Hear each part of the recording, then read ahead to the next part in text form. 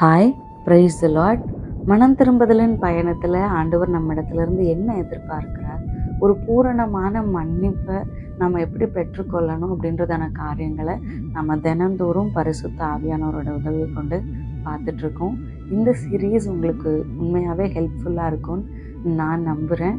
இன்றைக்கும் இந்த 7வது நாளில் பரிசுத்த ஆவியானவர் தாமே உணர்வுள்ள இருதயத்தை தந்து ஆண்டவருடைய சித்தத்திற்கு நேராய் நம்மை நடத்துவாராக. இன்னைக்கு நாம் உபாகமம் 30ஆம் அதிகாரத்தில் இருக்கிற ஒரு சில வசனங்களை தான் தியானிக்க போகிறோம். இந்த காரியத்தை நாம் அதிகமான முறை பைபிள் ஃபுல்லாகவே பார்த்துருப்போம். கர்த்தருடைய சத்தத்திற்கு செவி கொடுக்கணும், கர்த்தருடைய வார்த்தையை கேட்கணும், கர்த்தருக்கு கீழ்ப்படியணும் அப்படின்னு சொல்லி நிறைய இடங்கள்ல நம்ம பார்த்துருப்போம். இஸ்ரவேல் ஜனங்கள் ஆண்டவரை விட்டு தூரம் போன போதும் ஆண்டவர் என்ன சொல்லியிருப்பார்னா, நீங்கள் எங்கே சிதறப்பட்டிருந்தாலும் நீங்கள் திரும்பி என்னிடத்துல வரும்போது என்னுடைய சத்தத்திற்கு செவி கொடுக்கும்போது நான் உங்களை ஆசீர்வதிப்பேன் அப்படின்னு சொல்லுகிற காரியங்களை நாம் பைபிள் ஃபுல்லாக நம்ம பார்க்க முடியும். ஆனால் நமக்கு இதில் ஒரு சில பிரச்சனைகள் ப்ராக்டிக்கலாக இருக்கும். முதலாவது, ஆண்டவருடைய சத்தத்திற்கு எப்படி செவி கொடுக்கணும்னு எனக்கு தெரியல. பைபிள் படிக்கணுமா, இல்லை பாட்டு கேட்கணுமா, நான் சபைக்கு போகிறேன் வரேன், ஆனால் ஆண்டவருடைய சத்தத்திற்கு எப்படி செவி கொடுக்கணும்னு எனக்கு தெரியல. ரெண்டாவதாக நமக்கு இருக்கிற ப்ராப்ளம் என்னென்னா, ஒரு சில நேரங்களில் ஆண்டவர் என்ன சொல்கிறாருன்னு நமக்கு தெளிவாகவே தெரிஞ்சாலும் அதை செய்யறதுக்கு நமக்கு கஷ்டமாக இருக்கும். இந்த மனம் திரும்புதலின் 7வது நாளில் நம்ம இதை குறித்து தான் ஆவியானவருடைய உதவியை கொண்டு தியானிக்க போகிறோம்.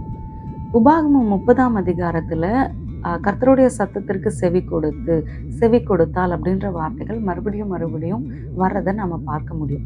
இதில் முக்கியமாக 6வது வசனத்தை நம்ம வாசிக்கும் போது, உன் தேவனாகிய கர்த்தரில் நீ உன் முழு இருதயத்தோடும் முழு ஆத்துமாவோடும் அன்பு கூர்ந்து பிழைக்கும்படி உன் தேவனாகிய கர்த்தர் உன் இருதயத்தையும் உன் சந்ததியாரின் இருதயத்தையும் விருத்த சேதனம் பண்ணி.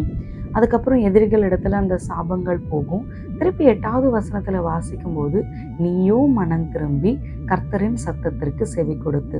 அப்போ உண்மையா நாம எப்போ ஆண்டவருடைய சத்தத்திற்கு செவி கொடுக்க முடியும் அப்படின்னா, நம்முடைய இருதயம் விருத்த சேதனம் பண்ணப்பட்டால் ஒழிய நாம ஆண்டவருடைய சத்தத்திற்கு முழுமையா செவி கொடுக்க முடியாது. அப்போ இந்த இருதயம் விருத்த சேதனம் பண்ணப்படுதல் அப்படின்னா என்ன அப்படின்னா, ஆண்டவர் தமக்கு ஏற்றபடி நம்மளுடைய சிந்தை, நம்மளுடைய ஞாபகங்கள், நம்முடைய திட்டங்கள், நம்முடைய பழக்க வழக்கங்கள், ஆல்ரெடி நம்ம ப்ரோக்ராம் பண்ணி வச்சிருக்கிற எல்லா காரியங்களையும் ஆண்டவர் அணுவா அலசி அதை தூய்மைப்படுத்தி தம்முடைய சித்தத்திற்கு நேராய் நடத்துவது தான் இருதயம் விருத்த சேதனம் பண்ணப்படுதல். இது குறித்து உங்களுக்கு வேறு எதுவும் தெரியும் அப்படின்னா எனக்கு கமெண்ட்ஸில் தெரியப்படுத்துங்க.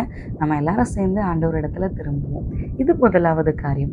ரெண்டாவது காரியம் என்னென்னா, சில நேரங்களில் ஆண்டவர் இதை தான் சொல்கிறாருன்னு நமக்கு நல்லாவே தெரியும், ஆனால் நம்மளால் செய்ய முடியாது.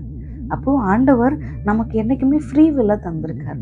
இதே அதிகாரத்தில் நம்ம வாசிக்கும்போது, ஜீவனையும் நன்மையும் மரணத்தையும் தீமையையும் உனக்கு முன்னே வைத்திருக்கிறேன்.